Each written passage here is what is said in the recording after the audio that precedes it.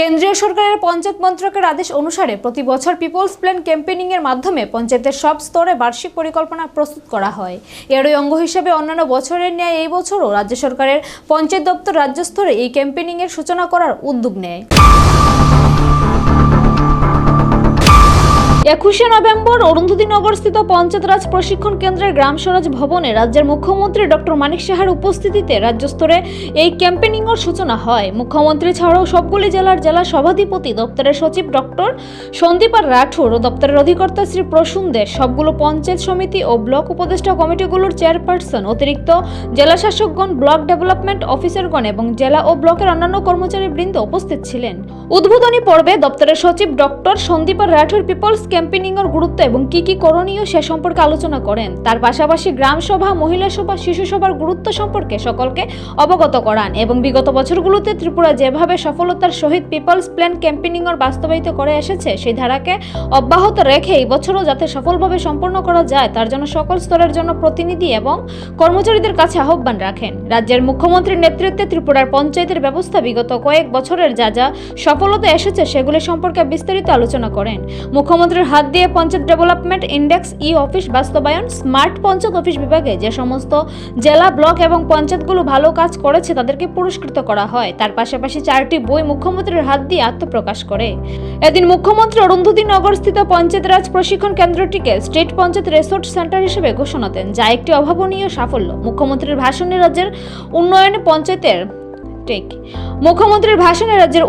পঞ্চায়েতের ভূমিকা সম্পর্কে সকলকে অবগত করান এবং আহ্বান রাখেন যে বাস্তবমুখী পরিকল্পনা গ্রহণের মাধ্যমে গ্রামীণ এলাকার উন্নয়নকে আরো ত্বরান্বিত করার জন্য যাতে করে সাস্টেনেবল ডেভেলপমেন্ট গোলের লক্ষ্যমাত্রাগুলি অর্জন করা যায়। উদ্বোধনী পর্বের পরে দপ্তরের অধিকর্তা শ্রী প্রসূন দে পিপলস প্ল্যান ক্যাম্পেইনিং এর সহ পঞ্চায়েত উন্নয়ন পরিকল্পনা কিভাবে প্রস্তুত করতে হবে সে বিষয়গুলোর উপর বিস্তারিতভাবে আলোচনা করেন। এই অনুষ্ঠানে সারা ত্রিপুরা থেকে জনপ্রতিনিধি এবং সকল স্তরের কর্মচারী মিলিয়ে প্রায় 750 জন অংশগ্রহণ করেন। অনুষ্ঠানের সমাপ্তিতে দপ্তরের যুগ্ম অধিকর্তা শ্রী অসিত কুমার দাস অনুষ্ঠানটিকে সফলভাবে সংগঠিত করার ক্ষেত্রে জড়িত সকলকে ধন্যবাদ ও অভিনন্দন জানিয়ে অনুষ্ঠানের সমাপ্ত ঘোষণা করেন।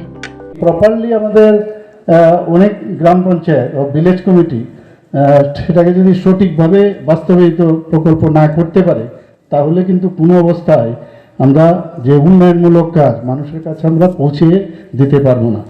কাজেই এই কার্যকারী বার্ষিক উন্নয়ন পরিকল্পনা তৈরি করার জন্য আমাদের যেমন আমরা স্টেট গভর্নমেন্ট যেরকম আমরা আগামী দিনে আমরা বাজেট তৈরি করি, আমরা কী কী আগামী দিনে কী কী খরচ করবো, কী কী করতে হবে, একই ধাঁচে কিন্তু আপনাদেরও সেটা করতে হবে।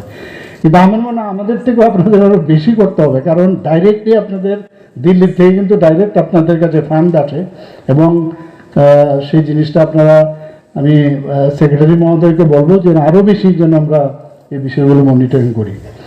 আমাদের আজকে সত্যিই ভালো লাগছে, এখানে আমাদের জন্য একটা গর্বের বিষয় যে বিগত বছরগুলোতে আমরা দেখেছি যে নির্দিষ্ট যে টাইম সেই টাইমের মধ্যেই পোর্টালের মাধ্যমে আমরা প্রতিটি পঞ্চায়েতে পোর্টালের মাধ্যমে সেগুলো রেজিস্ট্রি করছি, আমরা সেগুলো আপলোড করতে পেরেছি এবং আশা করি এই বছরও সেটা কন্টিনিউ হবে এবং তাতে করে দিল্লিতে বা সেন্ট্রাল লেভেলে আমাদের সম্পর্কে আমাদের কি কাজ করছি সেটা তারা ওনারাও অবগত হবেন। মাননীয় প্রধানমন্ত্রীজি কেউ যদি ভাবেন যে কিছু দেখছেন না বা এরকম না, সব কিছু উনি নজরে আছেন, তবে সোজা ফোন আসে কি হচ্ছে, যে আপনারা যদি ভালো কাজ করেন তাহলে আমাদেরও নাম হবে। এবং এখানে ডিজিটাল লেনদেনেরও ব্যবস্থা আছে, অত্যন্ত সাংঘাতিক ভালো জিনিস এটা। আমার মনে হয় না ডিজিটাল লেনদেনের অন্যান্য যেসব প্রদেশ সম্পর্কে আমার আইডিয়া নেই, কিন্তু ডিজিটাল লেনদেন যদি আরও বেশি করে করা যায় তাহলে সেটাও আমাদের বেটার হবে। এবং এখানে যে ধরনের প্রশিক্ষণ দেওয়া হচ্ছে, এখানে বলা হয়েছে যে বিভিন্ন মৌ হচ্ছে, যাতে ভালো এক্সপার্টাইজ যারা আছে, আমার কাছে যা খবর আছে IMA শিলংয়ের সাথে একটা মৌ স্বাক্ষর এর মধ্যে হবে এবং এই প্রশিক্ষণ ছাড়া কিন্তু কিছু কাজ হবে না।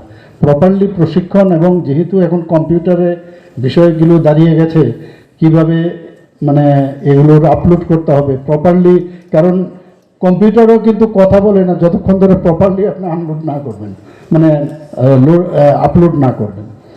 আমি আরেকটা ভালো জিনিস আজকে দেখলাম, ISO সার্টিফিকেটের দিকেও আপনারা অনেক জায়গায় 25টার মতো গ্রাম পঞ্চায়েতকে আপনারা বেছে নিয়েছেন এবং আশা করি যে 2025 সালের মার্চ মাসের মধ্যে এই 25টি পঞ্চায়েতি রাজ যে প্রতিষ্ঠান আইএসও সার্টিফাইড হবে এবং হয়ে সেটা আত্মপ্রকাশ করবে এবং এটা একটা তাহলে যুগান্তকারী ঘটনা হবে আমি আশা করি। এখানে রাজ্যের অনেকগুলো পঞ্চায়েত যে আছে সেগুলো এখন কিন্তু পঞ্চায়েত লার্নিং সেন্টার হিসেবে আত্মপ্রকাশ করেছে। এটা একটা আমাদের জন্য খুবই ভালো বিষয় এবং যেখানে লার্নিং সেখানেই without knowledge you can't go ahead, যেখানে লার্নিং হয়ে সেন্টার হয়ে গেছে এটা আমাদের জন্য খুবই ভালো। গত বছরে গ্রাম অন্বেষণের মাধ্যমে পঞ্চায়েত জনপ্রতিনিধি ও কর্মচারীগণ মডেল পঞ্চায়েত পরিদর্শনের মাধ্যমে যে অভিজ্ঞতা, সেই গ্রাম অন্বেষণটা কি, যেখানে বিভিন্ন ব্লকের যে ভালো ভালো যেখানে কাজ হয়েছে এই একটা ইন্টার এক্সচেঞ্জ নলেজ, সেটা আমরা বাইরেও পাঠিয়েছি অনেকজনকে। প্রায় আমি ফাইল যখন সই করি কোথায় যাবে বলে সিকিমে যাবে, তো মানে chunk of people they win there. তো এই যে নলেজ নিয়ে এসছে সেই নলেজের ইমপ্লিমেন্টেশন যদি আমরা এখানে করি, শুধু বাইরের থেকে না এখান থেকেও আমরা যদি আমাদের নিজেদেরও যদি বিভিন্ন ব্লক থেকে যেখানে ভালো প্র্যাকটিস হচ্ছে সেখানে এই ধরনের যে গ্রাম অন্বেষণের যদি সিস্টেমটাকে আরও জোরদার করা হয় এবং তার ইমপ্লিমেন্টেশন হচ্ছে কিনা, খালি গেলাম আর তার লাভ হলো না। আমার মনে আছে আমাদের সিপাহীজলার যিনি জেলা সভাধিপতি, ওনাকে আমরা ইউএসএ কিছুদিন আগে পাঠিয়েছিলাম এবং সেখানে গিয়ে খুব ভালো পারফরমেন্স করেছেন উনি। আমি সেটা সেখানেও দেখছিলাম, আমি সত্যিই খুব ভালো লাগে যে একটা আমাদের গ্রাম স্তর থেকে একজন মহিলা, 3 জন ভারতবর্ষের থেকে বোধহয় গিয়েছিল, এর মধ্যে উনি একজন, এবং খুব ভালোভাবে সেখানে উনি ওনার কথা এখানে রেখেছেন। এখানে এটা এই যে আজকে আমরা যেখানে আছি এর একটা মডেল ট্রেনিং সেন্টার নিঃসন্দেহে আমি বলতে পারি। এবং আরেকটা মজার বিষয় এবং খুব খুশির বিষয় এবং আনন্দের বিষয় আমি বলবো যে মাননীয় প্রধানমন্ত্রী যে আমাকে বলছিলেন যে গুজরাটে এই ধরনের মডেল আছে যে শুধু মহিলা দ্বারা পঞ্চায়েত। তো আমি ভাবছিলাম তখন ঠিক ইলেকশনের প্রাক মুহূর্তে, আমি বললাম যে কি, এটা তো এই মুহূর্তে সম্ভব হবে না, কিন্তু খুশির বিষয় 5টা আমাদের পঞ্চায়েত রাজ প্রতিষ্ঠান এখন শুধু মহিলা দ্বারা পরিচালিত। এবং আমি ফটো শুদ্ধ পুরো বিষয়টা আমি প্রধানমন্ত্রীর গোচরে এনেছি। এবং শুধু তাই না, আমি সেক্রেটারি মহোদয়কে বলেছি এখানে যারা মানে পঞ্চায়েত সেক্রেটারি থেকে শুরু করে সবাইকে যেন মহিলা দেওয়া হয়, এবং সেই কাজটা উনি করেছেন এবং এটা একটা সাংঘাতিক জিনিস। এবং আমার কাছে মনে হলো যে হামবি কিসিতে কম নেই, তো এটা আমি পাঠিয়েছি, তো ভালো লাগলো। তো আমরা এই কাজগুলো আমার মনে হয়, কিন্তু সবচেয়ে বড় জিনিস হচ্ছে আমাদের অনেস্টি, আমাদের ট্রান্সপারেন্সি। পঞ্চায়েতে যদি অনেস্টির সমস্যা হয়, আমরা এই বছর আমরা ত্রিস্তরীয় পঞ্চায়েতে আমরা সরকার এবার গঠিত হয়েছে এবং একমাত্র ট্রান্সপারেন্সি না থাকলে কোনো অবস্থায় মানে পেশির জোরে বা অর্থবল দিয়ে বেশি দিন থাকা যায় না। ট্রান্সপারেন্সি থাকলে, মানুষের সাথে ব্যবহার ভালো থাকলে, আবার বারবার এই ত্রিস্তরীয় পঞ্চায়েতে আমাদের জয় আসবে, মানুষ তার বিশ্বাস রাখবে এবং সেই কাজটা নিশ্চয়ই আমাদের করতে হবে।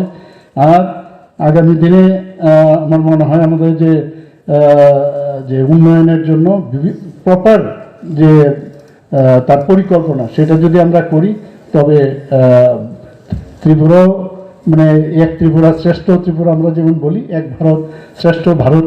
নিজস্ব প্রতিনিধি রিপোর্ট, এশিয়ান টাইমস।